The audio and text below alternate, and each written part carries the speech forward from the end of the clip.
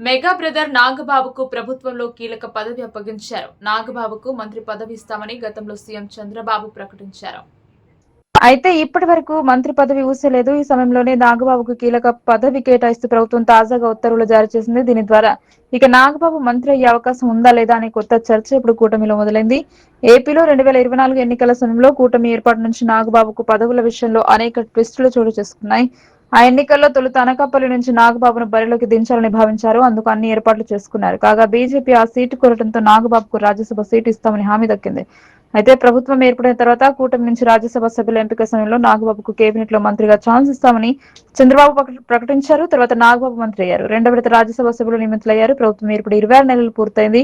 నాగబాబుకు మంత్రి పదవిపైన ఎలాంటి స్పష్టత లేదు. ఈ సమయంలోనే నాగబాబుకు కీలక పదవిపైన ప్రభుత్వం ఉత్తర్వులు జారీ చేసింది. ఇక మంత్రి పదవి ఉన్నట్లా లేనట్లా మంత్రి అవుతారని భావించిన నాగబాబుకు ఇప్పుడు నామినేట్ల పదవి దక్కింది.